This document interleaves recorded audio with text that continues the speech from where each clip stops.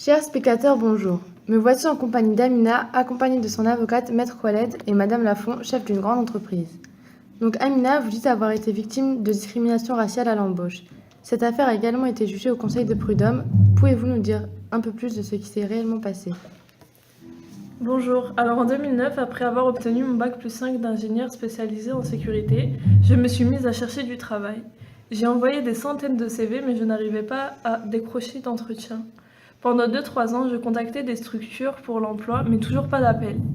J'étais désespérée. Pourquoi tous les étudiants de ma promotion avaient signé des contrats et pas moi? Agacée, j'ai décidé de postuler ma candidature mais en retirant ma photo et en modifiant mon nom à une grande entreprise. Avez-vous décroché un entretien en faisant cela? Oui, une semaine plus tard, je reçois un coup de fil. La directrice dit être intéressée par ma candidature. J'étais sous le choc. Que s'est-il passé à cet entretien? Lors de l'entretien, la directrice m'accueille, l'air un peu surprise. Elle disait qu'elle était attirée par mon profil.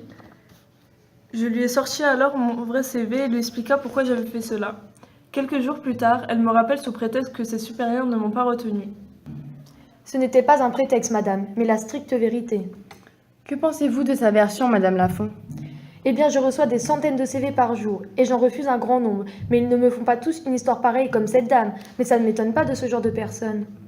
Qu'insinuez-vous par ce genre de personne? Cette personne est née à l'étranger, elle doit sûrement être incompétente. Et puis avec tout ce qui se passe en ce moment, comme les attentats de cette année, vous savez, l'image de notre entreprise se dégraderait en voyant arriver des personnes typées qui ne veulent pas s'intégrer, et surtout ça ne plaît pas aux clients. Tous vos arguments ne sont pas justifiés. Amina a quand même un bac plus 5 qui a été obtenu en France. De toute manière, je ne vois pas en quoi refuser un CV est interdit par la loi.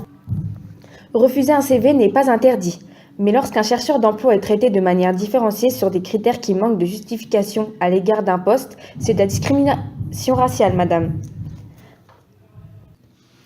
Savez-vous qu'en France, d'après l'article L du Code du travail, la discrimination à l'embauche est illégale?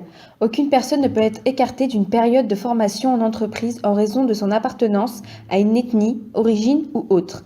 Vous pouvez endurer d'une peine de 3 ans de prison jusqu'à 45 000 € d'amende. Excusez-moi, je ne suis pas coupable de ce que vous prétendez dire. Bien sûr que si, madame. Et d'ailleurs, en portant l'affaire au prud'homme, la justice a été de mon côté et j'ai gagné. Je vous rappelle que vous avez été condamné à payer 2000 € de dommages et intérêts. Je vous remercie de votre témoignage. Avez-vous quelque chose à dire? Oui, au fond, beaucoup de personnes ont une part de racisme vis-à-vis des appartenances ethniques et religieuses.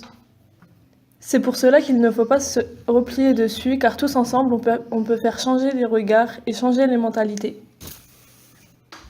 C'est la fin de notre programme. Merci à vous et à bientôt.